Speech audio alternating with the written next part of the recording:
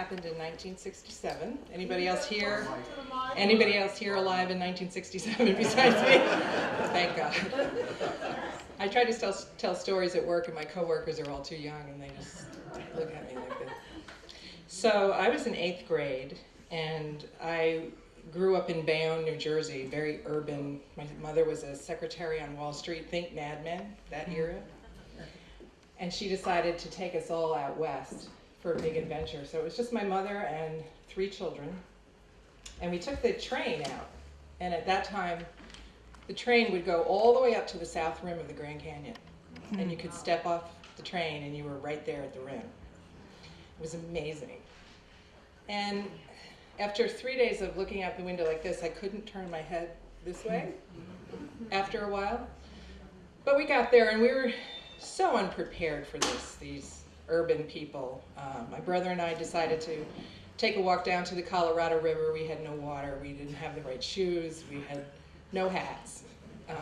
My sister, being a teenager, immediately went off to hang out with all the other teenagers.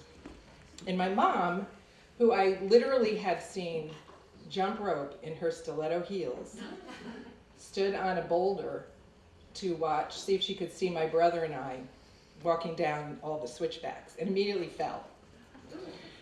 So my brother and I went off on this long hike, no food, no water, no shelter from the sun, came back up all those switchbacks at the end of the day, and went to our room, which was locked and no one was there. We didn't know where our sister was. And my legs were killing me. And I remember sitting on the floor and thinking, I'm not moving again. And this ranger shows up and says, 3 of you children need to come with me. Oh, okay. And he takes us to the hospital. So my mom had been standing on this boulder and fell and got up, and her arm was going in a very unnatural way. And this gentleman walked over to her and he said, oh my goodness, you broke your arm, let me take you to the hospital.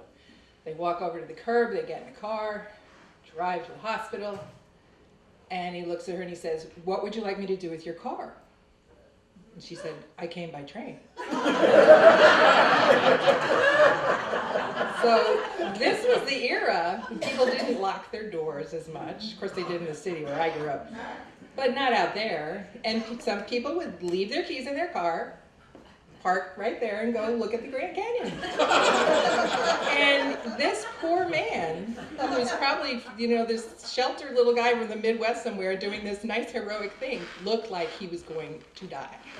He had just done Grand Theft Auto, and he thought he was being really helpful. So he just stared at her, and all the color went out of his face, and he said, oh my God. So I have no idea what happened to the man or the car. But my mom was fine, and we had actually checked out of our hotel room already. So she was in the hospital with 3 kids with nowhere to stay that night that she couldn't do anything about.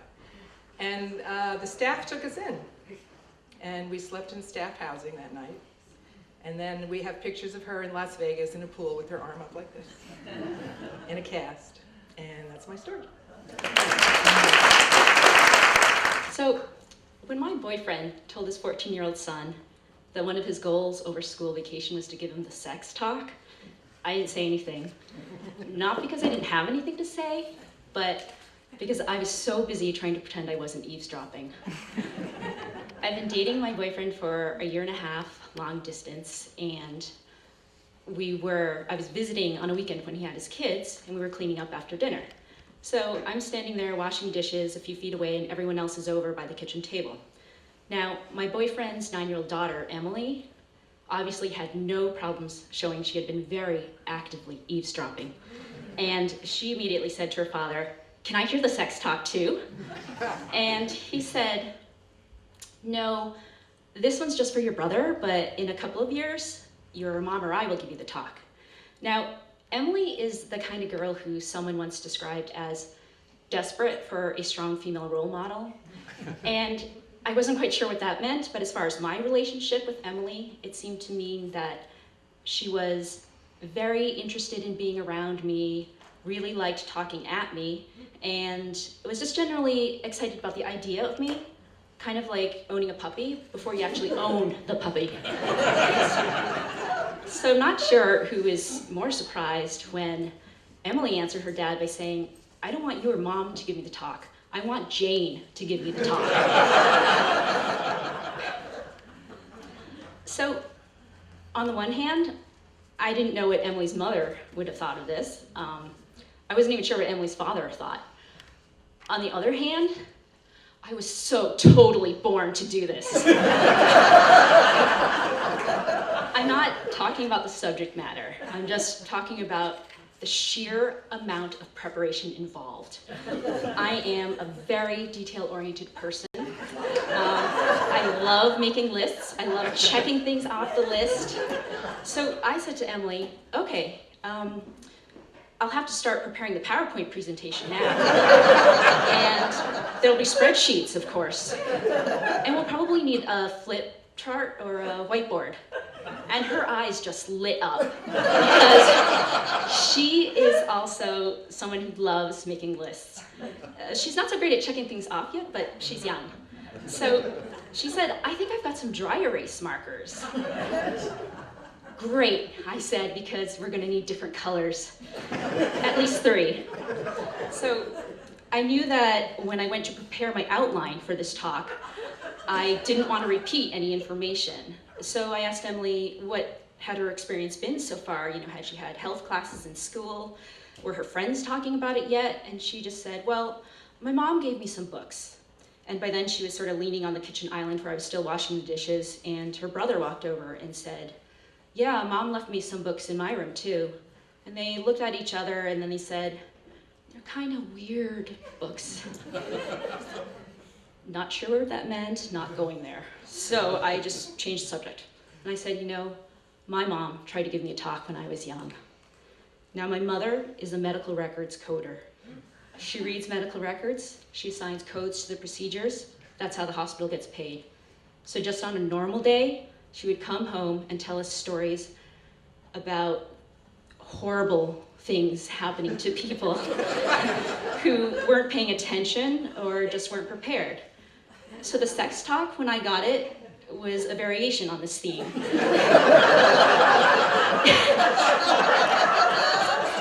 It was a story about my cousin who got her period for the first time at school. She had no pads or anything because her mother had not prepared her.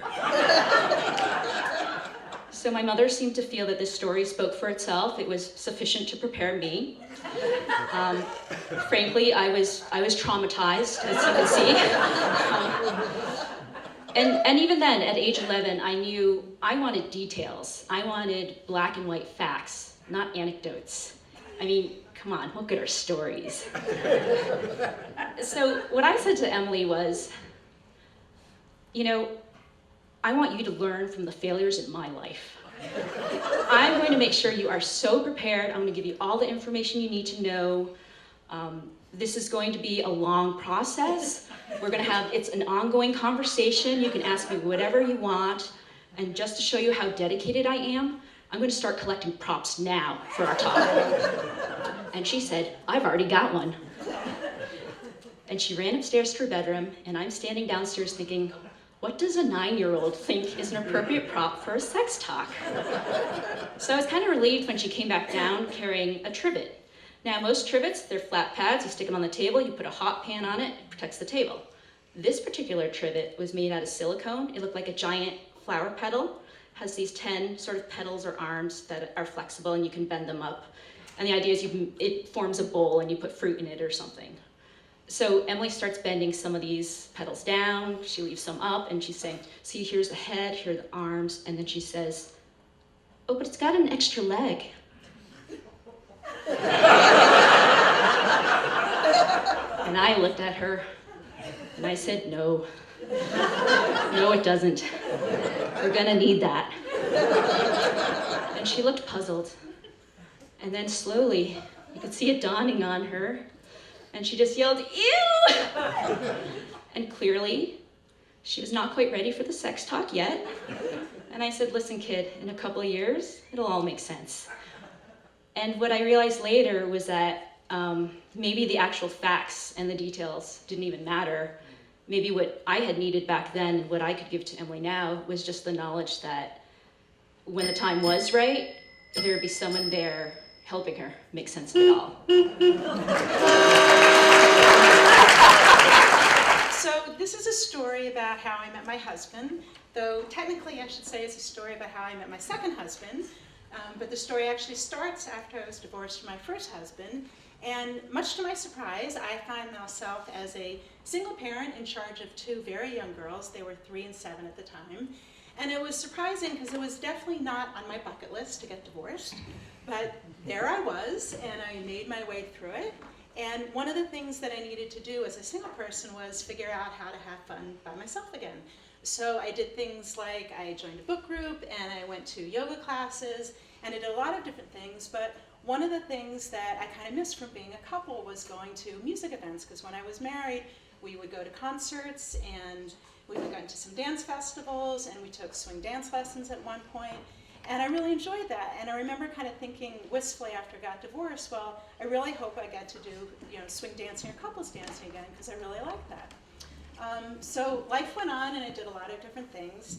And then at one point, for one of my kids' birthday parties, my sister gave one of my kids a CD. And fortunately, it wasn't one of those kids' CDs. It wasn't Barney, and it wasn't Rafi or the Wiggles. It was a Zydeco CD by a group called Buckwheat Zydeco. And I don't even know if I knew what Zydeco music was at that time, but I really liked the CD. I played it even when the kids weren't around. And then at some point after that, I saw in the paper that Buckwheat Zydeco was actually coming to Johnny D's to do a concert. So I thought, great. So I called my friend Bob, who was a friend from college who lived in the area, and we went to the concert and we really enjoyed it. But one of the things that struck me that night is on Johnny D's in their teeny tiny little dance floor, I saw all these people doing what looked like couples dancing, like the swing dancing that I did, but it looked like a lot more fun. So I kind of followed that away. It's like, oh, that's kind of interesting. And then at some point after that, I was at a party and I was talking to this man I met there, and we were talking about different kinds of music, and I mentioned I like this music. And he told me about there was a local group called Boston Zydeco, and they arranged these dances. And he said, you should, get on the mailing list because they have these dances every now and then. So I thought, great. So I got on the mailing list. And then at some point after that, I started getting the newsletter, and I saw there's going to be a dance in Arlington near here, and it was a Saturday night. I did my kids, perfect. So I called my friend Bob again, and I asked if he and his wife Andrea wanted to go, and they did, so the 3 of us went off to the dance. Now, for these dances, the way they worked is they always had a lesson before the dance, because it was for, newbies like us who didn't know how to do the kind of couples dancing. They would teach you how. So the 3 of us went to the lesson, and I found someone else and asked if they would do the lesson with me, because you kind of needed to be in a couple to do couples dancing. So we started the lesson, and it was really helpful. And then one of the things that they did, though, is they actually had you change dance partners every few minutes because they thought it would help you learn better. But it wasn't in one of those awkward 8th grade kind of ways. It was really organized. It was one of those gents go right, ladies go left kind of thing. So I switched partners a few times. And then after one of the partner changes, I found myself face to face with a man named Brad. Now, Brad was tall and he had brown hair and blue eyes, and much to my surprise, there was a spark of interest between us. And it was surprising because I didn't go to the dance to meet someone. And in fact, they weren't singles dances. They were just dances for people who liked the music and liked dancing. So it was totally unexpected that I didn't expect to meet someone. But we spent most of the night together. We danced most of the dances, and we talked during the break. But at the end of the evening, we had one of those kind of awkward miscommunications where I went to say goodbye, and he didn't think I was actually leaving and didn't ask for my phone number. And I was kind of awkward and frozen and didn't want to know what to do, so I left, didn't ask for his phone number. So we went our separate ways. And then over the course of the summer, there were a couple more dances, and he went to all of them looking for me. And I know the first one I was really sick and couldn't go, and the second one I don't remember, and I thought about him, but I couldn't go to that one either. Anyway, so at the end of the summer, in September, there was another dance, and it was going to be in Arlington again on a Saturday night, and I said, I have to go. So I got my babysitter, and I didn't ask anyone to go, no Bob this time, because I felt like I had to go myself, even though it's nerve-wracking to go out to a dance on a Saturday night all by yourself, not knowing anyone there. But I put on my skirt and headed out for the evening, and I went into the dance, and I got my ticket, and I walked in, and there Brad was sitting at the bar, and I went over, and he said, I've been looking for you. And I said, I was hoping you'd be here. And that was in September of 2005. And we've been together ever since, and we still go to dances. Imagine my surprise when my brother told me that he and his wife had split up, and when I asked how long ago, he said, about 15 years.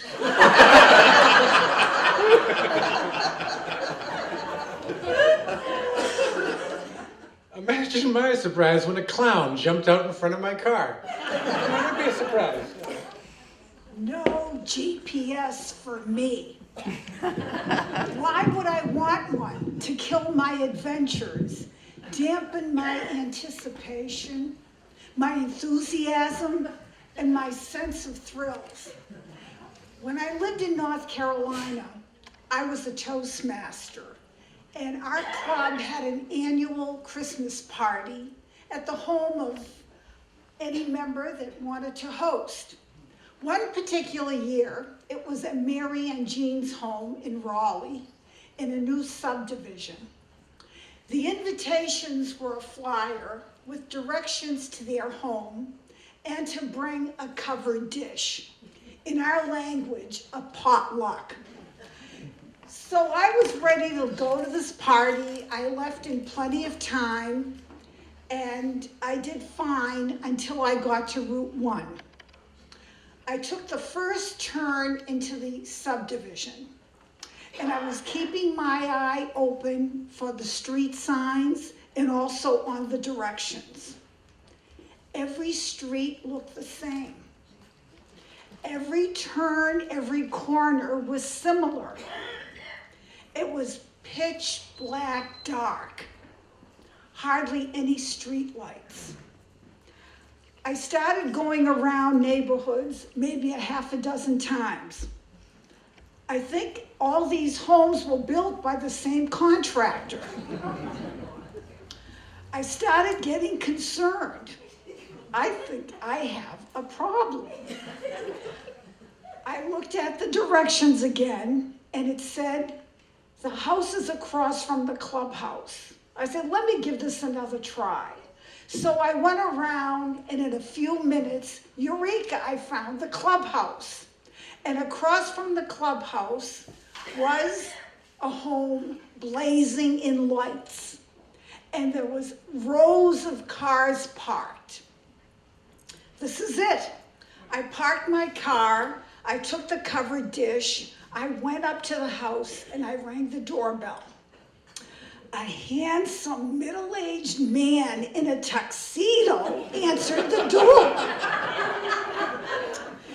He greeted me, took the covered dish, and directed me to the living room. I went into the living room, but then I thought, gee, Mary must have hired some wait staff. She needed help for the party. But the folks in the living room glancing were all nicely dressed. This puzzled me because our group is very casual. Then I walked into the kitchen.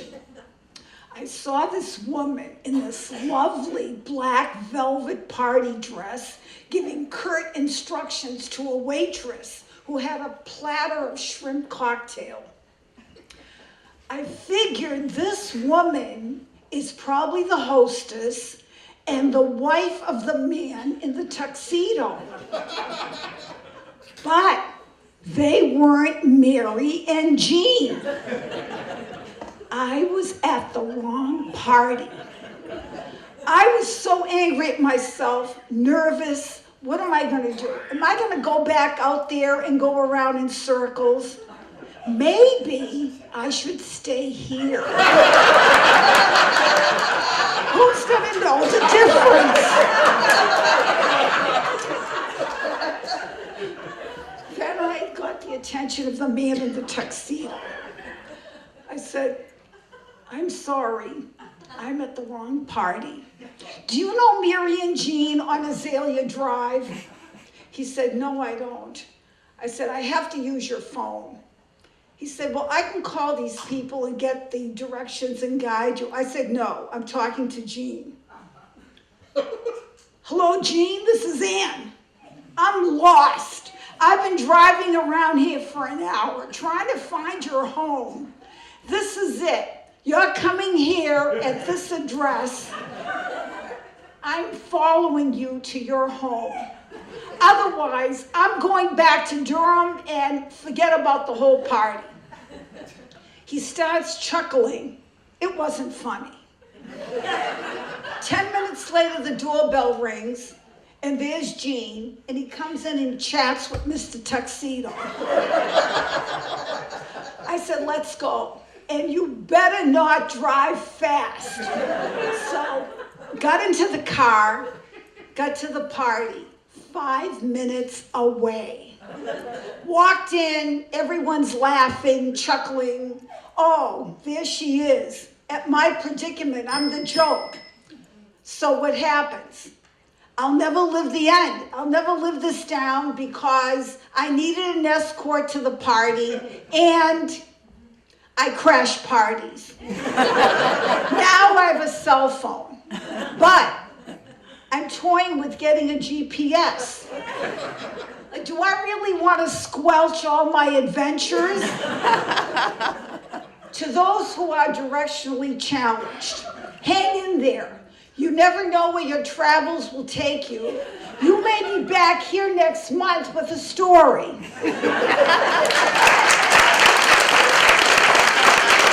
Imagine my surprise when the love of my life dropped to a knee. So I went through a period of time where I did a lot of business travel, and I'm an executive search professional or a headhunter. And it would take me to wonderful places like BWI or Pittsburgh Airport. I'd go in, I'd interview 5 or 6 people, come back out, usually try and do it in a day because I have a couple kids. And this got really tiresome and boring. But I had a friend at the time, and she's even in the audience, surprised me tonight, who had written a bestseller book called The Pirate's Daughter. And I got really excited for her because my job was great, paid well, but it was not like her job, which was to write a bestseller book. And so I said, Margaret, what can I do to help you? I have this idea. I am at airport bookstores all the time, and I'm going to try and look for your book and see where where it is on the shelf. And then I got this really great idea, which was that I was going to take her book, and wherever I saw like a Danielle Steele display, I was going to put her books out front so that I could get them, up front and personal, being a marketing person like I am. So I'm in BWI Airport, and I take her books, and there are 5 of them because her books are doing so well. And I get them, I get the stack, I get it in my hand, I have my briefcase, I think I was pumping at this point, so I have my breast pump, and I'm schlepping my way over, and I put the books out, and I take Danielle Steele's book, and I put them back where Margaret's books were, and I get this hand on my shoulder, and I hear this loud and distinguished male voice, and he says, "What are you doing?" And I'm like, oh crap, I've been caught. And so we get into this conversation, this clerk in the bookstore and I explained to him that I'm doing this guerrilla marketing for a friend, and I try and chat him up, and I think of everything my mother's told me to say when I'm going to be extra polite. I'm super ingratiating to this guy, and he says, "Oh my gosh, you do that? Would you do it for my book?" So imagine my surprise as I am led back to the clerk's desk, and he, out from underneath, pulls out 3 of his books. And I look at his books, and it's this hunky male torso and dog tags. He goes, "No, these books are not for everybody." I'm like, "Yeah, you think?" He goes, "They actually fall into the category," I didn't even know there was this category, of gay military porn. Who knew, right? Who knew? And so I am now he goes, "What's your name?" And of course, I'm still in polite mode. So I'm like, "All right, my name's Julietta Hicks de Peyster." And he writes me this incredibly long note in the inside of one of the covers. And then he gives me a couple more to put out. And I want you to have these. Oh yeah, because I need these. So I get this book. I put it in my briefcase. I put all of them in my briefcase. I go to interview the 6 people that I'm interviewing, hour and a half per person, 15 minutes in between. And of course, it's in my briefcase. My briefcase is chock-a-block full, and every time I go to pull out a resume from somebody, and I'm trying not to show the other resumes because all the candidates might know each other, small industry, and every time I do it, I open the bag, and I'm like, "Oh, I got the books!" So then I close the briefcase back up, and I'm like, "Oh God, the books." And then, of course, I have to go back through TSA, and who's going to see the books? TSA guys. That's great. That's really good. So I come home, I tell my husband the story. He thinks it's hilarious. I'm like, what do I do with the books? He goes, put them in the way back shelf. So the kids didn't find them.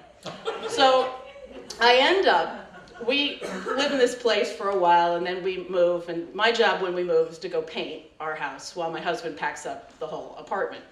And so I'm painting, he's packing, and he's like, oh, those books. Yeah, we'll just take those books, picks them off the shelf, and he picks all of them that the guy's given me, and he sticks them in the pile to go to the Wellesley Library book sale, including the one that says to Julia de Peyster.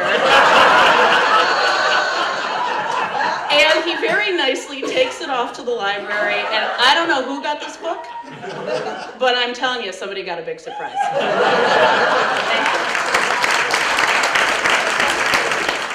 you. Imagine my surprise when I pulled a stick out of my shopping bag after a trip to the paint store. And there was a penis meter handwritten on the back side. It gave the inch count of every employee at the paint store. When I was in middle school, I was obsessed with three things: whether I was pretty, which boys liked me, and which boys I liked. Unfortunately, the three seldom coincided. I went to a school where things were much more complicated than usual. I was right in the middle of school desegregation in Richmond, Virginia, and so the choices of who liked whom were a little difficult. The idea of interracial dating was strictly taboo at the time. After all, the miscegenation laws, barring such things, had just failed less than 10 years before we were all in school together. I did secretly like a black boy. We sat next to each other in history class and held hands while the teacher turned off the lights to show film strips. But this was such a scary thing that I never even told my best friend. And so it remained in the classroom. That left the white boys, who, there was a group that sat on the back of the school bus, long hair, smoking cigarettes. Yes, cigarettes, middle school. This was Richmond, the tobacco capital, and we started young.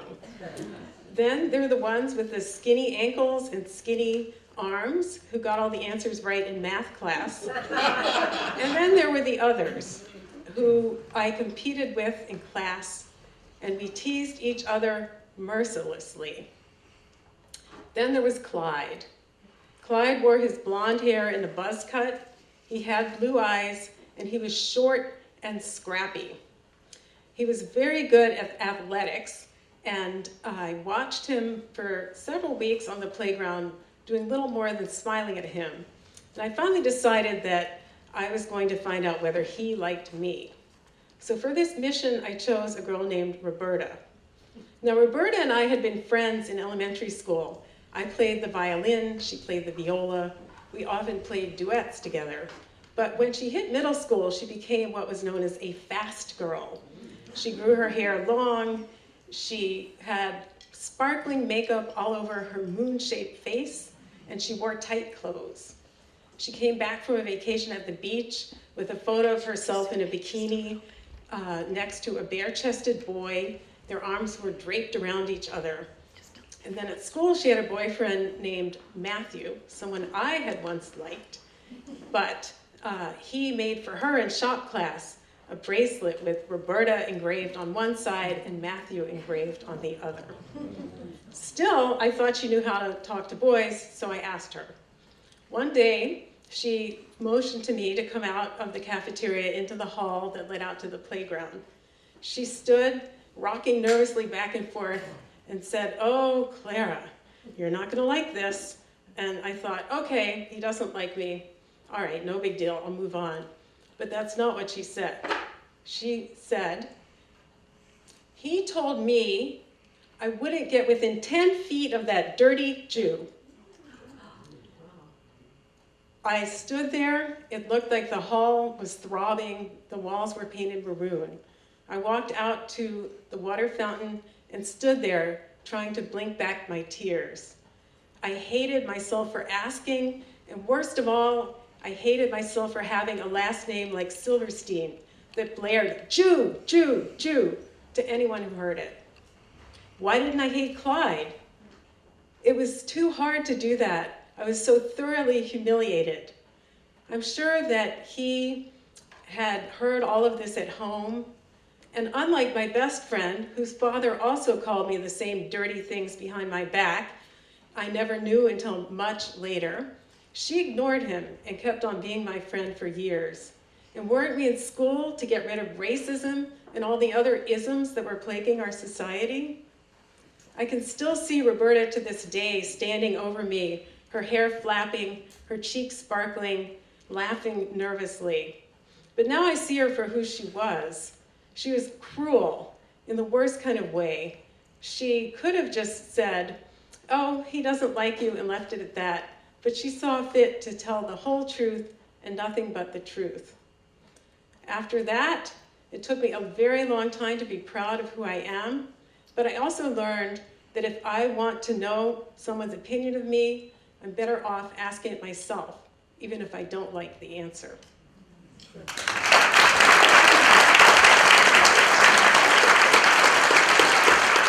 In the summer of 1980, it was a good time to be a civil engineer looking for an overseas job. And a month after I started my job search, I had two offers.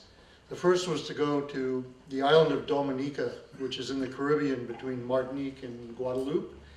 And they'd been hit hard by Hurricane David in the fall of 1979. And there was a project to rebuild the roads in the island. I was offered a position as a project engineer to supervise the construction. And this sounded very appealing. 2 years in paradise, how can you beat that? But then the other interview that I'd had, they called me, and the offer had come through to go to Port Harcourt, Nigeria, in West Africa.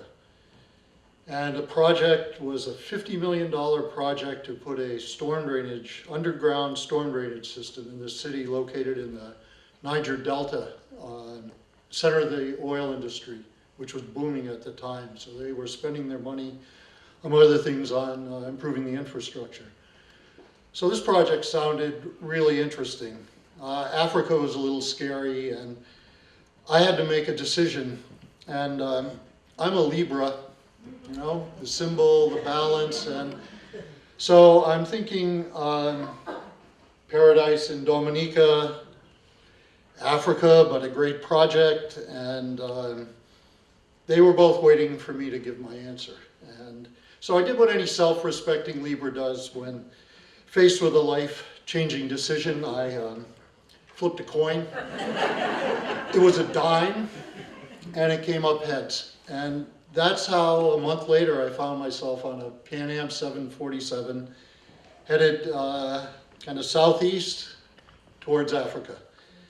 We landed first for refueling at Roberts Field near Monrovia, Liberia, which is also West Africa, a few hours up the coast from Nigeria. And we deplaned and went into the terminal. And the glass, looking out, the windows were full of bullet holes. There had been a coup there a few months earlier. And the reality of what I was doing really set in then, but it was too late to turn back. So we got back on the plane, and we arrived about maybe 2 or 3 hours later at the Murtala Muhammad International Airport in Lagos, Nigeria.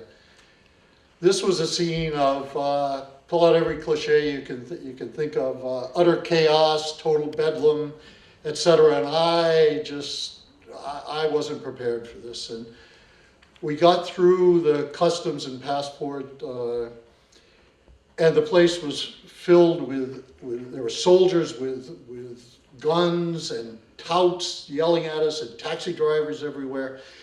And the only thing that really saved it, there were 3 of us. One guy had never been out of the US before, and he was just catatonic. The other guy, fortunately, was the American partner in this thing. He'd been there several times. He knew what to do. So we were able to get the bus to the domestic terminal to get our flight to Port Harcourt, last flight of the day. And we're in this big waiting room. There weren't any gates, just one big room. And we're we're there, and Bob, this guy who'd been there before, said, when they call the flight, you got to run to the plane. And immediately, I was going to ask, well, why do we have to do that? But the announcement, the garbled announcement came immediately after that, and everybody gets up and people are rushing out the doors. There's 6 planes out there. 3 of them have stairs, so we at least were able to figure out it was one of those 3. And people are running in different directions, and finally everybody's running to the same plane. And I was a little faster then than I am now, so we got on the plane, and soon the plane was filled up, and they closed the door, but I had a window seat, and I'm looking at, there were about a dozen people that didn't get on. And I guess that's why we had to run. I learned later that if you can pay, you could do about anything in Nigeria. So these people are out there, and I'm watching the guy at the front who's really irate, and he's banging on the door. And this went on for a while, and these people are really upset, and I couldn't blame them. And suddenly, much to my surprise, the lights went off in the plane, and this voice comes out of the intercom, "This is the pilot. I'm too upset to fly. Flight is canceled." And suddenly the cockpit door came open, and this big black guy in a uniform, followed by a much smaller black guy in a uniform, came out. They opened up the latch on the door, threw the door open, knocking people down the stairs. "Get out of my way." Down they went. Down the stairs, the pilot, the co-pilot, the 2 stewardesses, across, headed for the terminal. We thought they might be coming back, that was just a ploy to get rid of the extra people, but nobody came back, and I spent my first night in Africa attempting to sleep on a bench in the domestic terminal. The next day, it went smoothly. We got on our plane, we made it to Port Harcourt. I would spend the next 4 years there. I left with a wife, 2 kids, and 35 years later, this past December, my current wife, who's here, and I went to Dominica. It is a wonderful place. If you have the chance, I suggest you go, but my life would have been a lot different if that coin came up tails, but I have no regrets. Thank you. And imagine my surprise when my 85-year-old grandmother came at me with a 10-inch bread knife. One of my father's go-to stories was about the 1942 Holy Cross BC football game. BC had been the national champion the last 2 years before that. They were 8-0, had only allowed 19 points all season. This was going to be kind of the final game of that glorious run. My father never went to college, but he was a tremendous BC fan. Had listened to the games on radio, read about it in the newspaper. A friend of his calls and says, "I have tickets to the game." And this was still kind of the end of the Depression. He had never been able to afford tickets. He had to work on Saturdays. He worked at Jordan Marsh in the shipping department. And he went to his boss and he says, "I need to get the day off." Boss says, "I can't do it. It's the beginning of the Christmas rush. I can't give you the day off." So he pays $5 to get somebody to cover the shift for him. A lot of money. Goes to the game with his friend. At halftime, BC is down 22-6. Everybody's shocked. He always told the story that they were in with a bunch of Holy Cross fans. At halftime, they were offering an even money bet that BC would win, and nobody would take it. BC ends up losing 55-12. Most incredible upset in the history of BC football. A little digression. BC had booked a big party at the biggest nightclub in Boston that night to celebrate their victory, which they canceled, which is why none of the BC football players were among the 490 people killed in the Coconut Grove fire, the worst fire in the history of Boston. And of course, 9 days later, Pearl Harbor, December 6th, 1942, everything changes. Now, jump forward to 1984. I'm 30 years old. I'm a double eagle. I went to Boston College and Boston College Law School. I'm working in a law firm, Houseman, Davison, and Shattuck, an old Yankee law firm. And Doug Flutie is having the greatest year that any BC athlete ever had. It's the year that he won the Heisman. He's having an incredible run, and they're going to play the University of Miami the Friday after Thanksgiving. Defending national champion Miami, biggest game of the year. Flutie's going to get to show that he really is who everybody says he is. The law firm that I'm working for used to do a lot of will contests among those old Yankees, and I'm involved in a case involving two sisters, and I swear their name was Louisa and Esther. And Louisa and Esther hadn't talked for 30 years, and when Mother died, they promptly sued each other over the terms of Mother's will.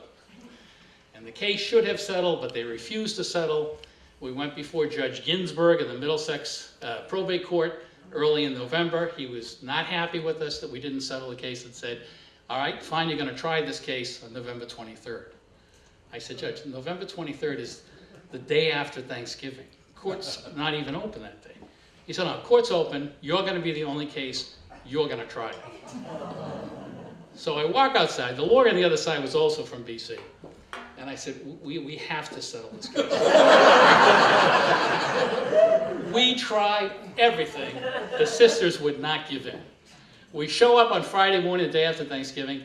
I say to the guy on the other side, I am not going to be here at 2 o'clock. I don't care what happens.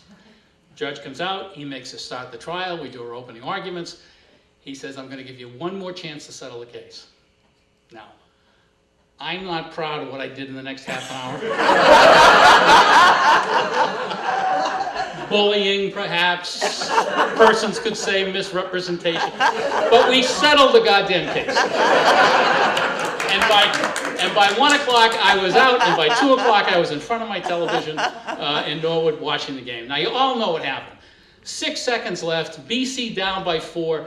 Flutie takes the snap, he goes off to his right, he dodges a tackle, he seems to stand there forever.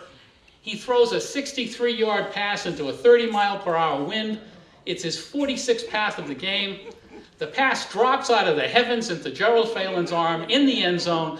Touchdown, BC wins. While they're still celebrating on the field, my phone rings. And imagine my surprise when it's my father. Now you have to understand, my father was not a man for chit-chat. He was a fairly serious guy, and he hated telephones. I had, I think, 4 conversations on the telephone with my father in my life, the longest of which was probably 30 seconds. I pick the phone up and I hear, oh my God, can you believe that? That was the most incredible thing I ever saw. That pass, that was the most amazing, what a play. That was He's babbling like a teenage girl. I was going to say at a Justin Bieber concert, but like at a Bay City Rollers concert. I mean, absolutely out of control. And finally he says, I have been waiting 42 years to be that excited at a BC football game. And I immediately do the math in my head, and I realize what he's talking about. And then he realizes he's gone a little too far discussing his emotions, and there's kind of a pause, and he says, good game. I thought I'd give you a call. Okay, bye.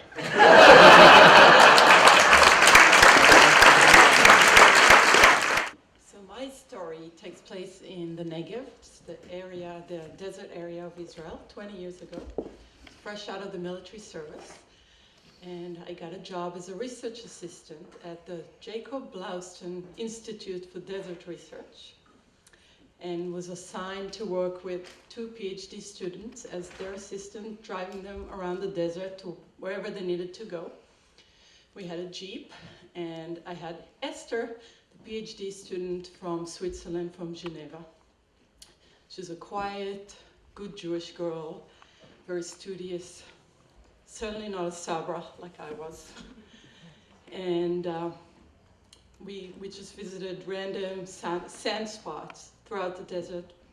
It was a beautiful, bright, gorgeous day, and we took off in the morning. After we had to make, I forgot to mention, we had to make some serious arrangements because that lot we were going to that day was adjacent to the Israel's nuclear plant. And so we had to call them, let them know that we were doing some business over there so they won't be suspicious of us. And we took off in the Jeep with all our equipment, and we get to that site that we've been to many times before. And we see a camel. Normally we see a whole herd of camels. And this time we just saw one camel and said how cute the camel is. We parked the Jeep, camel, and remember that image. we parked the Jeep and start unloading all our equipment, back and forth, lots of little small pieces, bigger pieces. And the research is about the desert lily and the relationship, ecological relationship it has with the desert gazelle. We had to measure all the leaves and the flowers.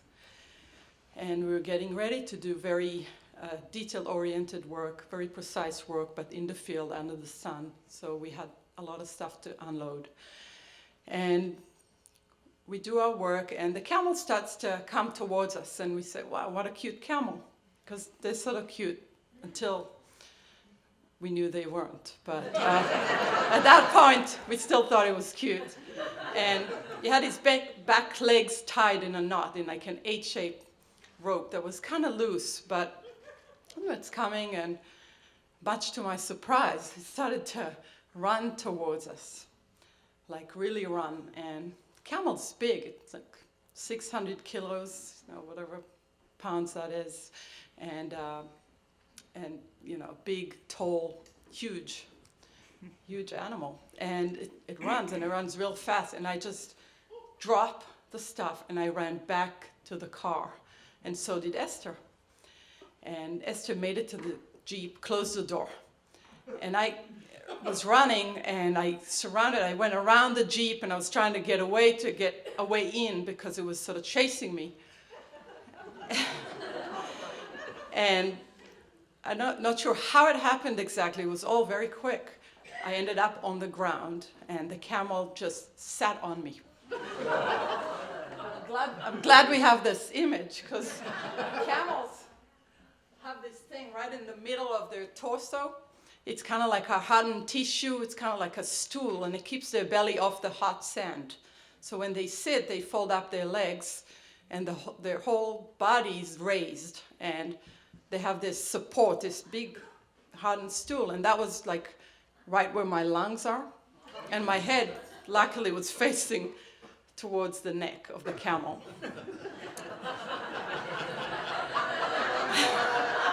Yes. That was the best part about it.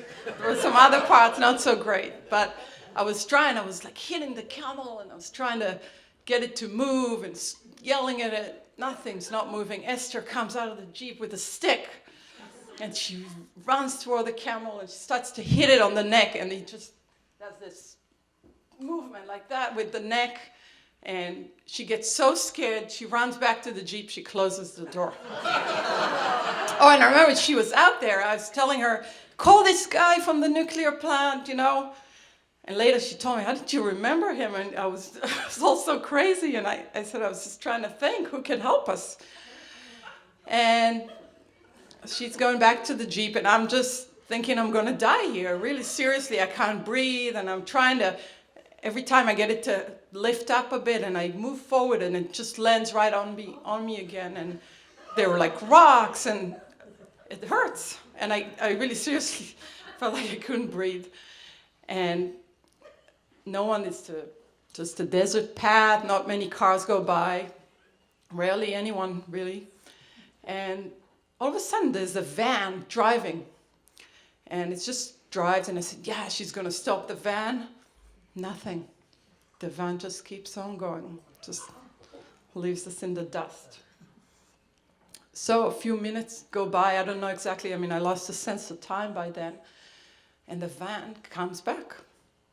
And two men come out of the van and run towards the camel, and they manage to get the camel to get up, and they start chasing it. And I ran to the Jeep, to the driver's seat, and the two guys just run in circles around the car. One of them jumps on the roof, the other one manages to get back into the van, and we're driving. So there's a guy on our roof holding the spare tire and the van, and we're driving, and the camel's after us, chasing us.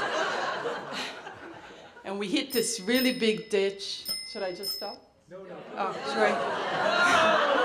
So we reach this, big valley, and the camel gives up on the way up. It just gives up. And we stop the cars, and they get out, and I asked them what happened, and turned out they're a French film crew filming a nature movie there. And one of the photographers brought their son, who was about 8 or 10, and the kids said, something's wrong, we have to go back. And they said, what did you see? And he said, I don't know, something's wrong. He said they could absolutely not see me under the camel. But the kid just said, we have to go back. And they came back and they saved my life.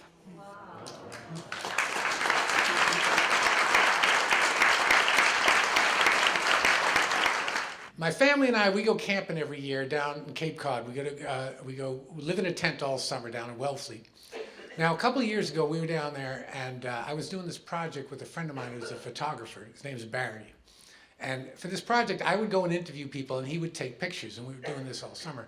So it was the day before Labor Day, and I called up Barry, and I said, tomorrow we're going out to Lieutenant Island. I'm going to interview these people. And Lieutenant Island, if you've never heard of it, it's a kind of interesting place. It's in Cape Cod Bay, but it's connected to the mainland, and there's a bridge. It's only like just wide enough for one car, a little humpback bridge.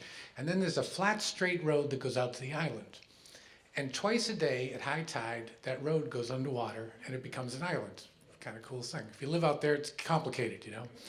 So I say to Barry, we're going out there, we're going to meet them at noontime. High tide's at 2 o'clock. We'll have to leave our car on the bridge and walk out. And and by the way, tomorrow's a particularly high tide, so you probably should wear a bathing suit, because we'll come back. It's going to be, it's going to be deep. And I'm kind of smug. I know I'm Mr. Local. I know this stuff, the tide, the time, the depth, and so that's fine. So the next day, I drive down, I meet him, Barry comes, and Pat, his wife, comes with him. She just, apparently she didn't get the memo about the high water. She's got jeans on, but that's fine. We walk out to the island, we meet these people. We come back a couple hours later, we come down to the road. Sure enough, the road's underwater. We start walking down. It's a beautiful sunny day. And the water's quickly getting deeper and deeper, and Pat's pulling her jeans up. And she can't pull them up any further, and so hell with it. So she whips off her jeans, ties them around her waist. She says, I'll meet you back at the car, and she heads off. So we think this is pretty funny, we walk down the road. And so, the kayaks are going by. It's, sunny day, it's beautiful, and we're wading down the road to the bridge. And we get to the bridge, and the other thing about Lieutenant Island is, on a nice day at high tide, everybody comes to the bridge, and they jump off the bridge. It's like kids, old folks, everybody's jumping off the bridge. It's like a scene. So when we get to the top of the bridge, Barry looks down, and he can see Pat way down there by our car going, come on. And I was thinking, like, she's getting kind of cranky because she had to run back in her underwear, And I'm like, no, Barry, we got to get these pictures of this. You got to get the scene here. So we're up there in the bridge 3 or 4 minutes snapping pictures. You get kids doing flips in the air, in the water, it's great. And he looks over and he sees Pat's, come on. So we say, all right, we start walking down off the bridge, and I see this scene, and I'm sure you've seen this, people are funny. You see people do funny stuff, And I look and I see there's a couple way up there, and the man's taking a picture of the woman, and it's like 180 degrees of scenic splendor. This place it's an amazing spot. And he's got her posed right in front of my car. I'm thinking, people are ridiculous, I take another step. Now, imagine my surprise in that second when I realized my car's underwater! I go charging back. I can't run. The water's up to here. We go flying up there. And when I get up to my car, there's all these people lined up on the wall. They're all waiting for me. I'm the entertainment, They're all like, the guy's gonna come back. I'm traveling with my photographer friend. He's snapping pictures. It's all on the internet if you want to see it. I get there, I open up the door of the car. The car is full of water. Now, if you ever find yourself in this situation, do not do this. I jump in the car, grab my keys. I wonder if it'll start, and I turn the key. And the most miraculous thing happened. The car started. Last thing in the world I expected. Everybody on the wall is screaming and cheering, and I put it in reverse, I back it up, and I turn the car around, and I'm not thinking, I'll get it back to the campground, I'll deal with it there, and I put it in gear. And I start driving down the road, and I'm driving down the road, my feet are underwater, the gas pedal's underwater, the brakes underwater, water sloshing around, and I'm driving down the road, and I get to Route 6, and there's a stop sign, and I hit the brakes, and all the water in the car surges forward into a big breaking wave up and under the dashboard, and the car goes poop, poop, poop, poop, poop, poop, poop, and sputters to a halt. And all the lights come on the dashboard. You have no idea, I had no idea how many lights there were on that dashboard. Lights I had never seen before. And the car stopped. And about an hour and a half later, a AAA truck came. They put a hook on it, and they hoisted it up. Hundreds of gallons of seawater poured out the back. And they drove away that car, and it was the last I ever saw of my poor, uninsured Ford Focus. Oh, thank you very much. Everybody else I noticed has used the stand, but I'm Italian, so I just can't do that. I have to walk around a little bit. So by way of introduction, I happen to be half Italian, and I was raised on my Italian side. I was also a math major in college, which will be part of the story, and then I became an actuary. For those who don't know, an actuary is someone who uses statistics to tell you when you're going to die. But as an Italian actuary, I can not only tell you when you're going to die, I can tell you how. My story is about granting a lifetime wish. And for those of you who have ever had the opportunity to do this, I highly recommend it, I think. I can't tell you what it feels like to grant somebody a lifetime wish, but let me explain how this came up. We were in college. I think I was a junior, but my years run together, actually, for a reason my wife is aware of. And I lived in a fraternity house. So it's 50 guys, we all do things together. And one of my very good friends got a job at one of the local campus bars.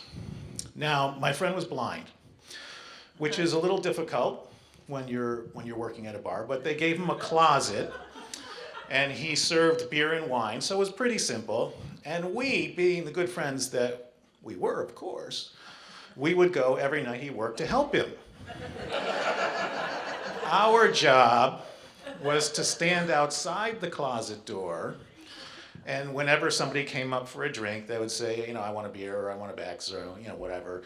He would know all the taps, but he could never tell what kind of bill they gave him. Was it a 10? Was it a 5? So our job, our responsibility to the bar was to tell him it's a 5, it's a 10, it's a whatever. And so we would do that from about 8 o'clock to 2 a.m.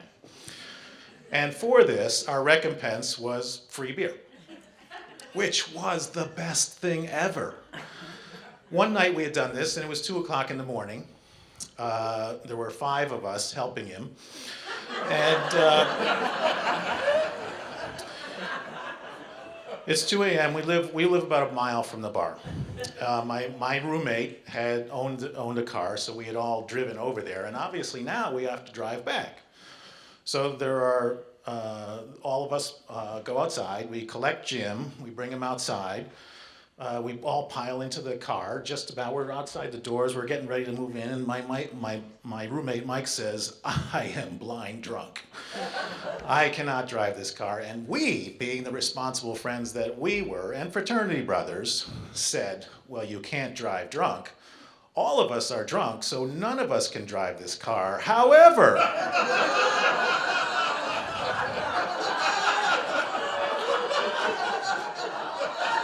we do have one sober driver. And in the interest of being the responsible citizens that we were becoming, we said, Jim, you need to drive us home. Jim says, this is the wish of my lifetime. Jim gets in the driver's seat.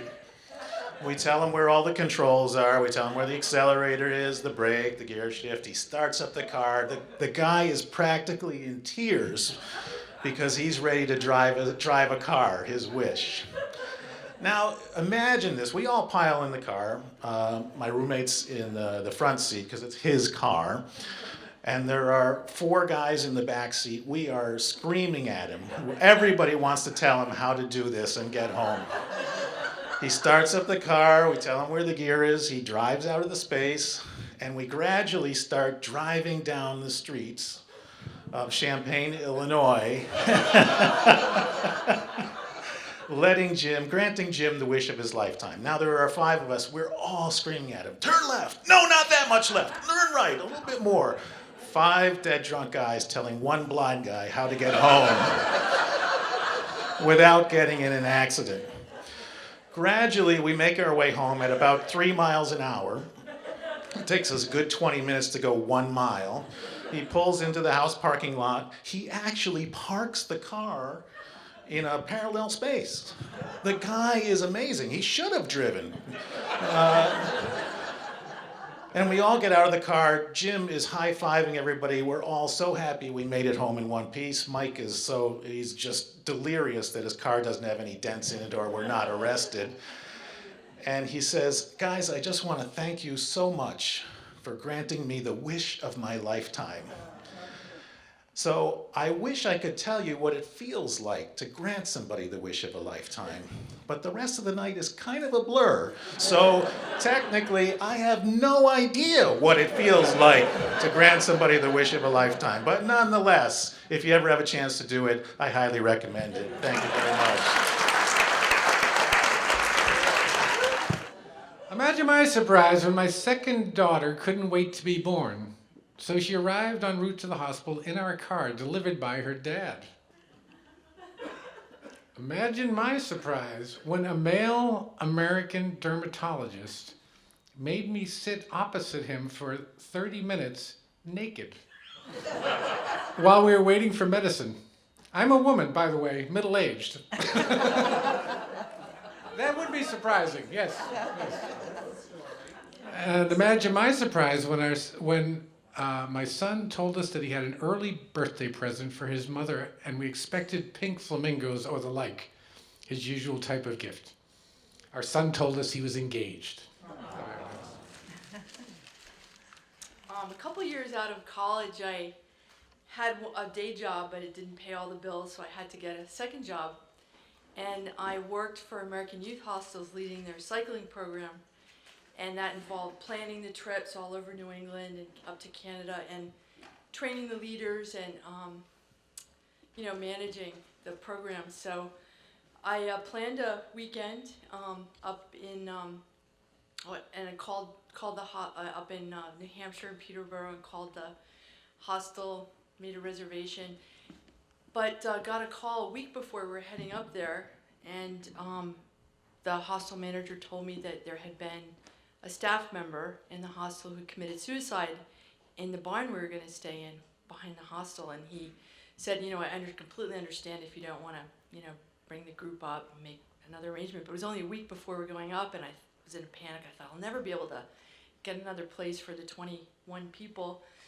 And then I was also thinking maybe it's a good idea to go up and, have a group after something like this happened. It might be good for the hostel. So I gave him my condolences and decided I wasn't going to tell anyone what happened.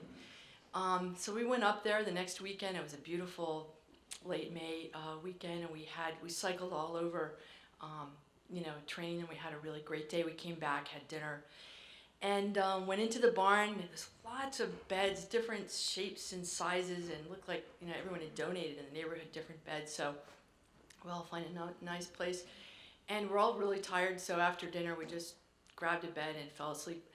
But I actually, for the first time, it sunk in that someone had actually passed, in their life. Very, in this place. It was at the second floor of the barn recently, and so I was letting that kind of sink in, the idea of that event, and about an hour later, everyone has fallen asleep. I can hear everyone snoring away, but I was kind of like frozen, really thinking about the idea of, the sacredness of this experience. And then I started to hear coming up the steps, someone walking, basically. And and then it stopped. It was about 10 steps, and I was frozen, thinking about that, waiting for the, maybe someone came up, went to the bathroom, but I didn't see anyone. And about 10 minutes later, I heard the same thing coming, the step, someone walking up the steps. And so I listening very carefully, trying to imagine, is this something that like a branch against the barn or something? But it stopped, and after a while, I just fell asleep. I forgot about it. Woke up in the morning. It's another beautiful day, and I was in front of the whole group, and it was just giving them some tips about leading these trips. And I got this feeling that someone was right behind me, this kind of weird feeling. And I looked behind and no one was there, but I got this chill. But anyway, we all got in, took a photo of the whole group, and I had someone take the photo, and went back, wrote an article about the trip, and sent in the photo to the editor. And imagine my surprise when I got a call from the editor, and he said, "There's a ghost in this photo."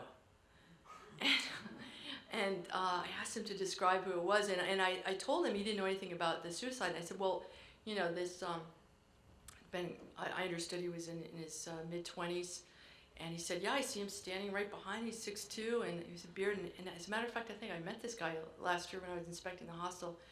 So that was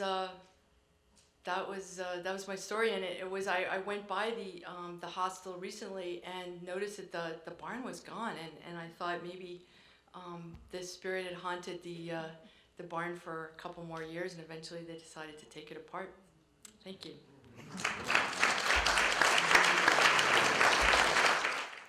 Imagine my surprise when my husband jumped off a plane with my passport. Well, this demographic works well for me too when I start out and say, picture, if you will, 1972 on an American college campus. Some of you can, plus or minus.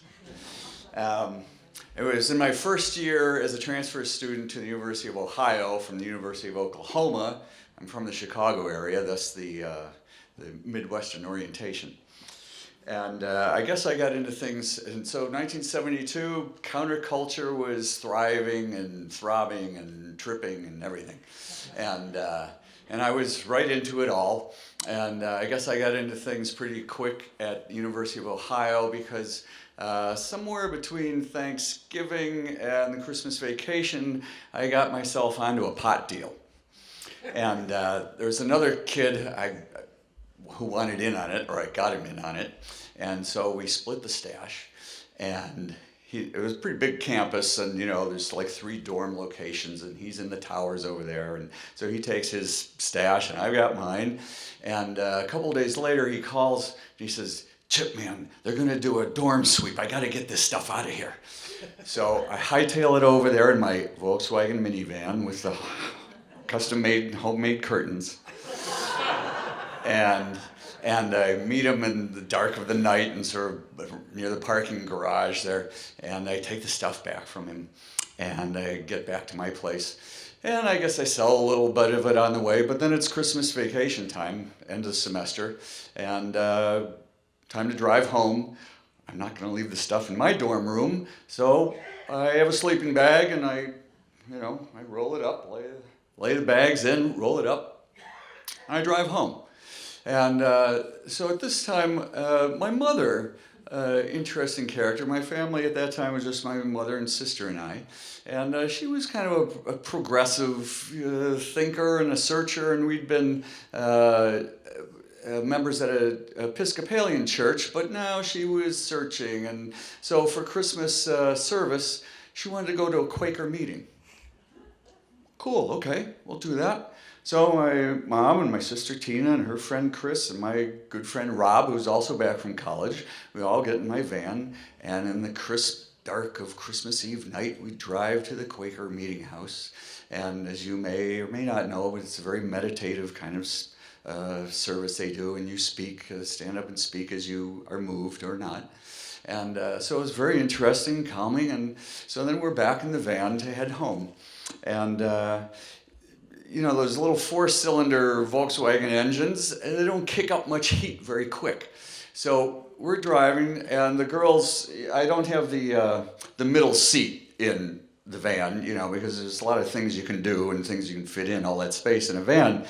And so the ladies are all in the way back seat, and couple of minutes into the drive, my mom says, "It's very cold in here. Do you have a..." And imagine my surprise when she says, "Oh, a sleeping bag. Let's throw that across our laps." And I'm going, holy shit. And now we're on an expressway, and the lamp, the highway lamps are in the median, and I'm in the right lane, and I can think quick sometimes when I have to, and I realize, the lamp light's coming in the side, all the glass of the van lighting up the floor, and I'm going, oh, so I get into the left lane, so I'm under the lamps in the shadows, and I'm just, my breath is short, and I'm just crossing my fingers. Well, so we got home, no incident. And I get out quickly. It's hard to open those sliding doors, the side doors on this from the inside for people. So I come around and I usher the ladies out, quickly. And my friend drives home. Okay, we made it. I made it. I don't know if it was in the middle of that night or maybe the next day. I get to my van as soon as I can. Go off to drive, see a friend or something. I get to my van and I go out there to clean up the damage. And surprisingly, only a couple of baggies are lying by the, by the seat. And so I pick everything up and I roll it all back up and I stash it away in the back of the van. And so we have Christmas vacation and everything's fine. And I drive back to school and make my connections and do my marketing, and some people want to buy some pot, okay. And I go down to the van, the sleeping bag, and I unroll it, and there's no weed in there. I'm going, oh, wait a minute, what, did I do something else? And I'm just like, what? I get some mail in a couple of days, a letter from home, and Mom says, I guess by now you found something missing. Now, this is sitcom stuff, because I'm out there, the incident from the Quaker, and I'm out there, rolling and hiding the stuff. And then at some point, she's out there sneaking out to my van, and unrolling and taking my stash. And she was very disappointed because she'd given me some money at Thanksgiving, which is my birthday time, is always around Thanksgiving. She thought I'd spent all the money on the pot, which I hadn't, but it looked like that. So she was very disappointed. And she said, you spent this money, and because this stuff seemed to represent this amount of money, I couldn't bear to flush it down the toilet. So I put it in my safety deposit box in the bank. Imagine my surprise. Okay. Well, it's disappointing. She cut my allowance for a couple of 3 months, and so I finished my time out at Ohio, and because of transferring and changing majors, I didn't graduate on a June, graduation date. I needed another semester, and I graduated end of a fall semester, and they mail you the diploma in January. But I was in a band and a girlfriend in the band, so I stayed the extra semester through the spring, and then the rest of my friends graduated, and so I came home and I wanted to have a little graduation acknowledgement for me, not the big June thing, but so we're going to go out to dinner and have a nice dinner. And am I done? I'm almost there. And so go out to dinner, have a couple of presents. I wanted to do presents before we went to the restaurant. So I opened my mom's present and I go through the tissue. And imagine my surprise when this blue-gray glazed ceramic pipe. And the bowl of which is this bearded gnome with a mouth one of those shotgun hole.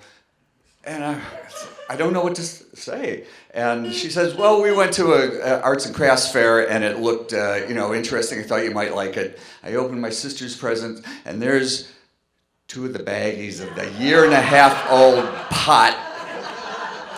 Imagine my surprise. A little later, my sister and I went to try the pipe in the pot, and it was nasty, which was no surprise. Good evening, folks. I grew up in Center City, Philadelphia back in the 1980s. That's why I don't live there now. I grew up in a very nice neighborhood. Of course. I grew up in a very nice neighborhood, but it happened to border two very bad neighborhoods. There was the tough Irish neighborhood, they had the Taney gang. And then the other neighborhood was sort of like the 1980s version of the Crips or the Bloods. And, you know, when those guys weren't having a race war in my backyard, basically the park behind my house, they were actually chasing me. So I did a lot of running. My whole childhood was just full of running here, running there.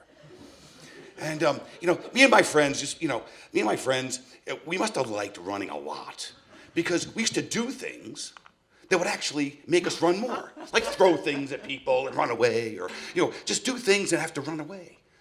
You know, and basically, you know, if I had to write an autobiography of what my life was like from age 8 to 18, I would call it Throwing and Running. Now, my father was a college professor, and he was an educator, and I was an only child, kind of a troubled child, so I got thrown out of every school that I actually went to. And at the end of high school, my father said, we got to get you out of here. We got to get you out of Philadelphia. You've got to go to prep school. So he sent me to Worcester Academy. Worst year of my life. Absolutely horrible. But I came up to Worcester Academy, and, you know, I actually, you know, got the coat and tie prep school and, you know, Buffy and Miffy and all that stuff. And it was really terrible because I lived in a dormitory, and everybody in the dormitory was on a sports scholarship except for myself. You know, there were football players and hockey players, and I happened to be half Jewish, right? So again, more running. So I went to college. I went to Northeastern. I actually dropped out of Northeastern because, you know, I still hated school, and I opened a restaurant in Roslindale, a barbecue restaurant.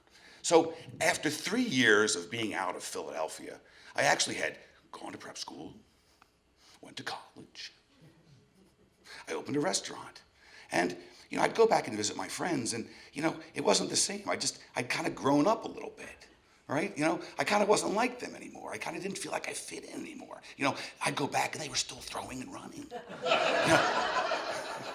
You know, and I actually owned a business at that point, you know.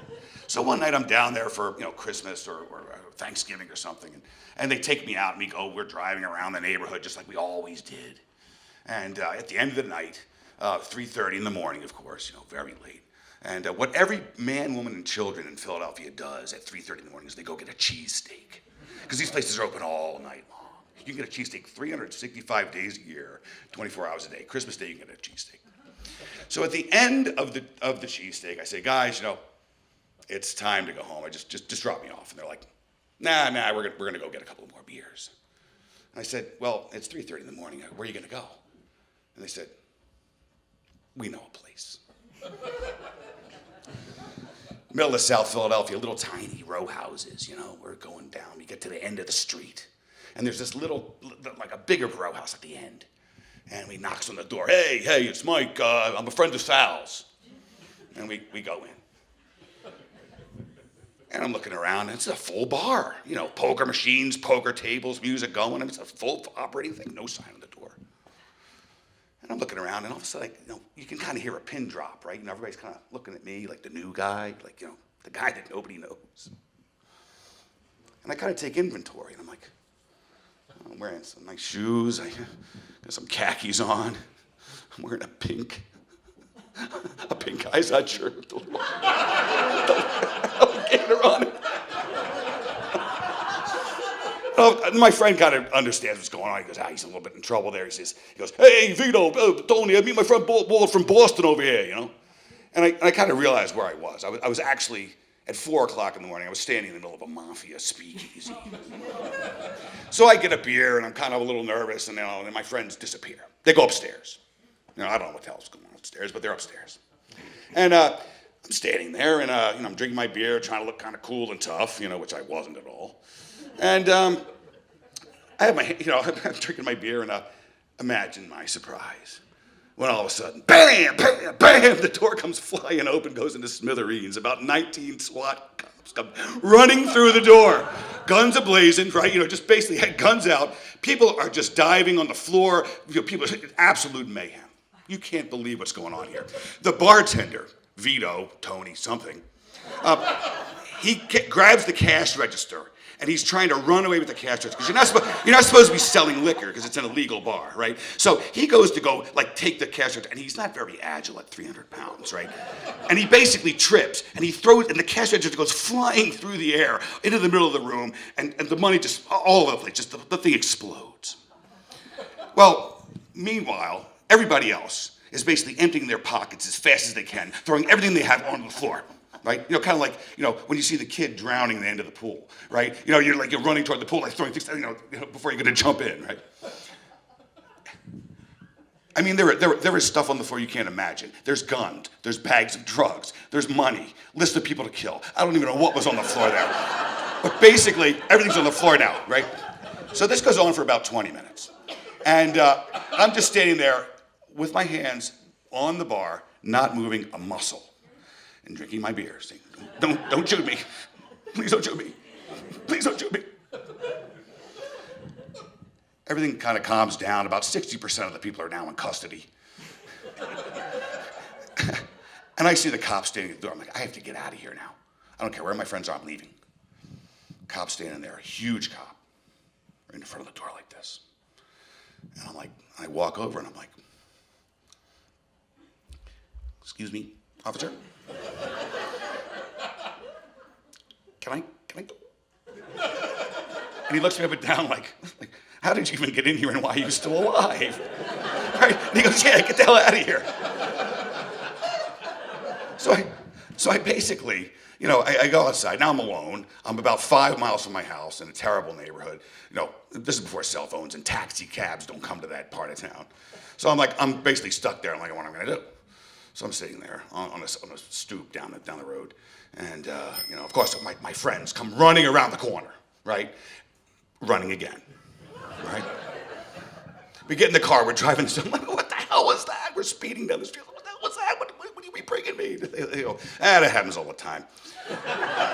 He goes, we know another place. I said, you do not know a place. You do not know another place like that. You were taking me home this instant. Good night.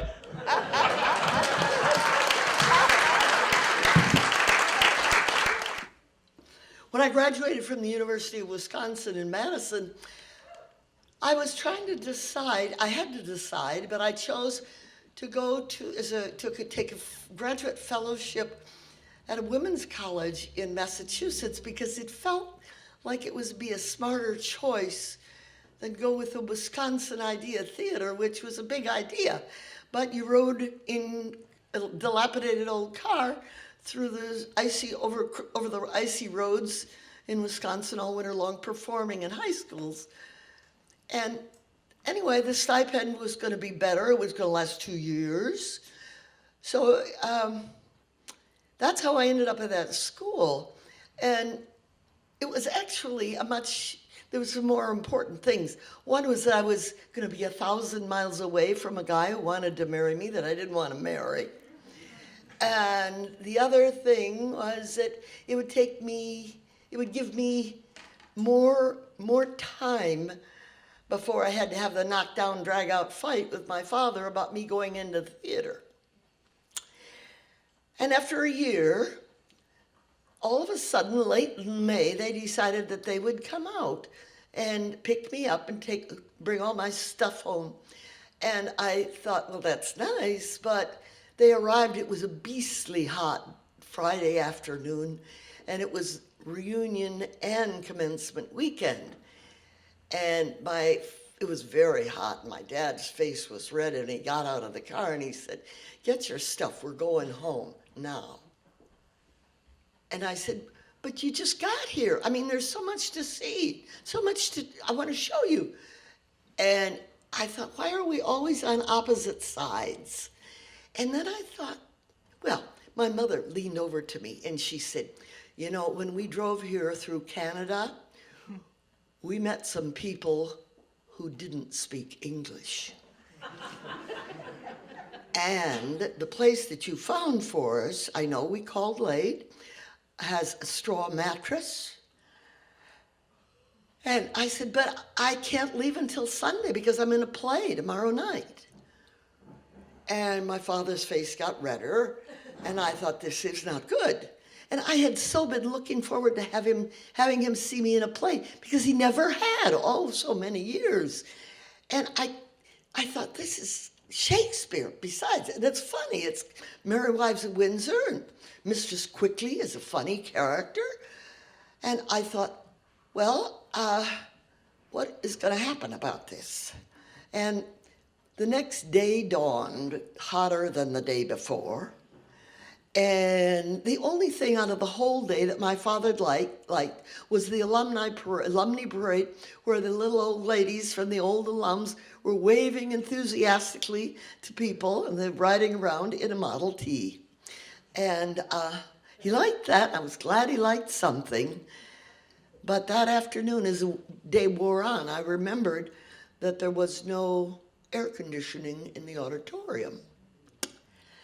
And that night, all of us actors were standing looking out into the audience, the little holes, the curtain, and they were looking for our parents, and I didn't see mine anywhere.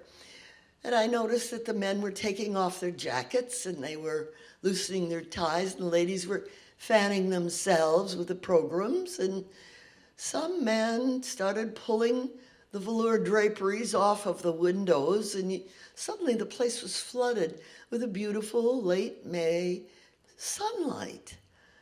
And as the house lights dimmed, we could see kind of a whole steamy feel come up, and it came up off of that sea of red faces out in front of us. Well, my character had to have some sides to the audience, and my director had asked me to step over the footlights, and so I'd be more confidential with the audience. And the first time out, the lights were just blinding, and I couldn't see a thing, just blackness.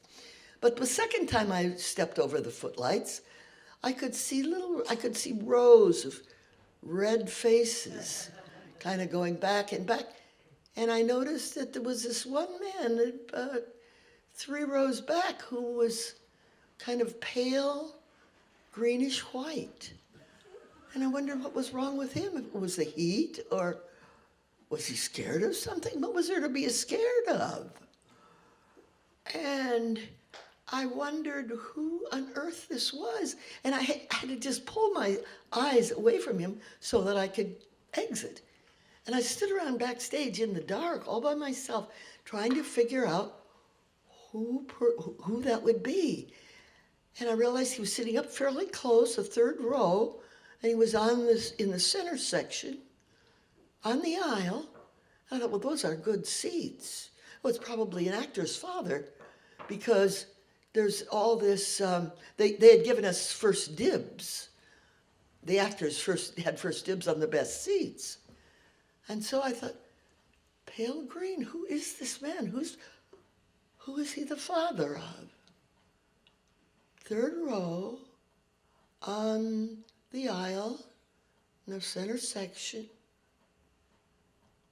Oh. No. No. Those were my seats. Oh, that was my father with the pale green face. And I thought, that's why he was so frightened of going to see me in a play. He was afraid I would make a fool of myself, that I'd disgrace myself, and him. We didn't have too much of boundaries in our family. So I thought, he's scared of me and what I might do. I had never even thought about my father being scared of anything. He was so big, I couldn't imagine him being scared. But he was, and he was scared of me. And it was mind-boggling. And I thought, oh, the poor guy. He's scared. My heart sort of went out to him. The poor guy.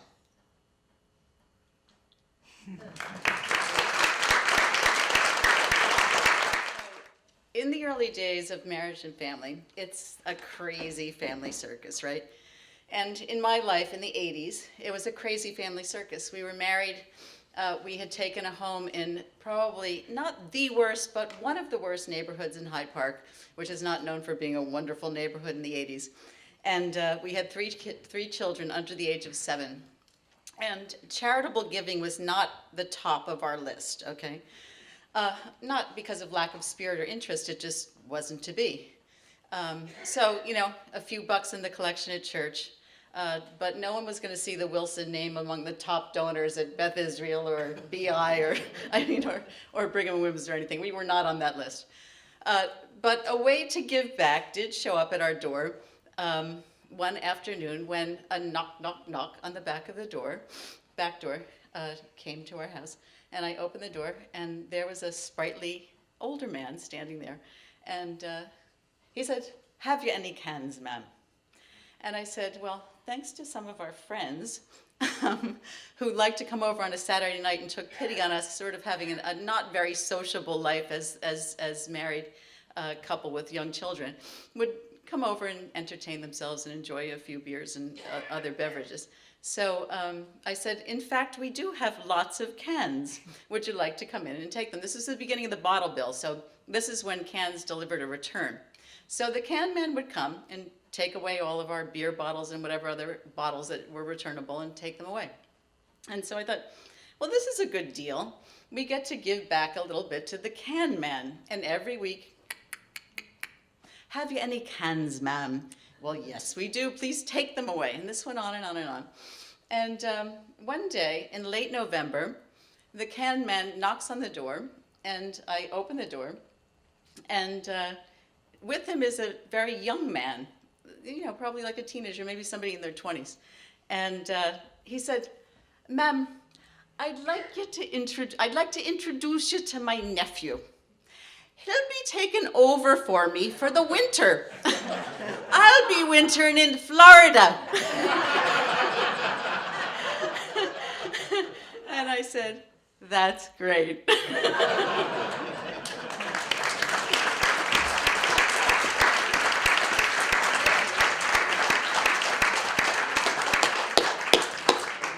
Well, the hat is emptied, but I want to tell you one more story. Now, I already told you a story, but a very good friend of mine is here tonight. She missed the whole beginning half. She missed the thing. So I want to tell another story in which she's, you know, kind of a character. I want to return to the scene of the crime, Lieutenant Island, if you remember. So a few years back, I was driving down the road down in Wellfleet, and I saw on the side of a road a paper plate with a handwritten sign, "Sailboats for sale," this way. So I turned in, there was a guy, and in his front lawn he had like 8 sailboats. They're all old. Some of them are like sunfishes, little things, and like all different sizes and kind. They're all beat and old, but I'm thinking, kind of cool, get a sailboat. So I go get my wife, we go down, my daughter, and we get down there, and we're checking these things out, and my wife comes over and says, "I want this boat." And I look, and it's like, what is this? It's a styrofoam boat. Totally made of styrofoam. It's like not bigger than a surfboard. There's a little metal ring in the front. There's a little wooden rudder in the back, and there's a hole in it, and and a mast. Totally made of styrofoam. Looks really, really old. It's $40. I'm thinking, all right, we get a sailboat for $40. So we buy this thing. And I eventually found out this was back years ago. They used to put little coupons in cigarettes, and if you saved them up, you could get prizes. And if you saved them up, they had like all different catalogs of things you get. Well, if you saved up enough coupons to get lung cancer, you could get a sailboat. This is the sailboat, you know, and you could sail off into the, the thing, coughing and wheezing.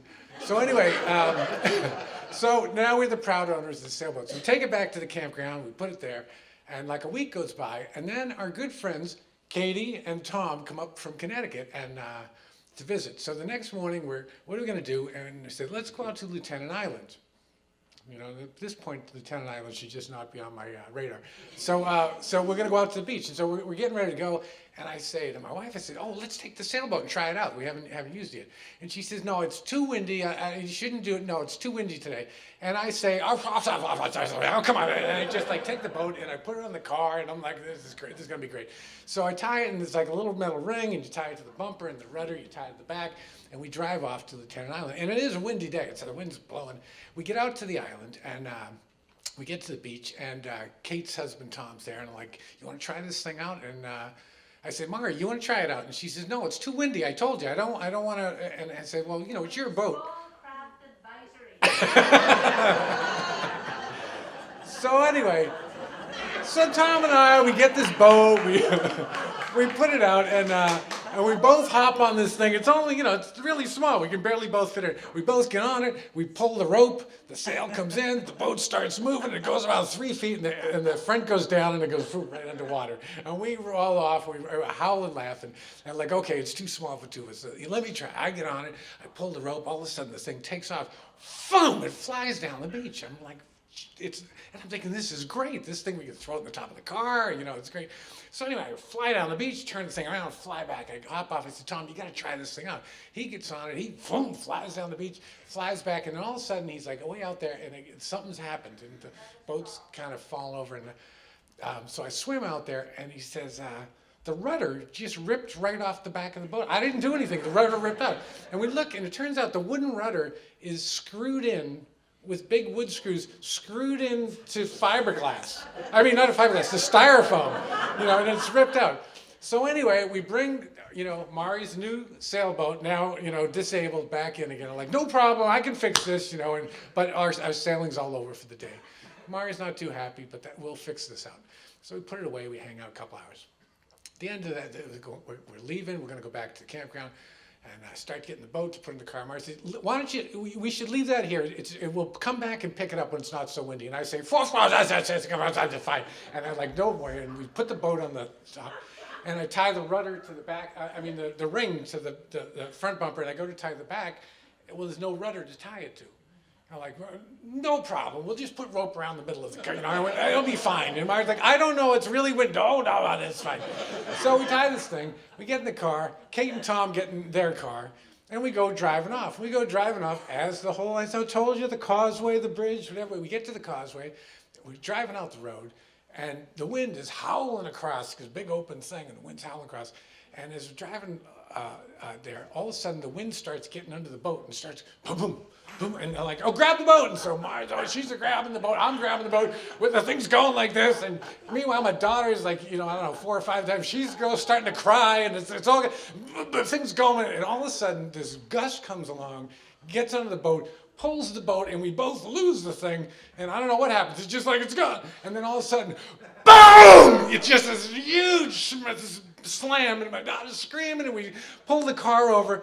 And imagine my surprise when I get out of the car, and the only thing left is a rope with a little metal ring, and thousands and thousands and thousands and thousands of little pieces of styrofoam, and some big ones, blowing across the marsh. Just the whole sky is full of them. So, you know, if you go down to Wellfleet, on the other side of that marsh is the Mass Audubon. If you go down to the Mass Audubon, down by the beach, you look carefully in the brush, you might find a little trace of our styrofoam boat. There you go. Thank you, everybody, for coming. Usually every Reilly in the room tells a story. I'm not telling a story today, but I just want to let you know it's the top of the ninth, the Sox 3, Yankees 2. Well, thank you very much. Come back next month.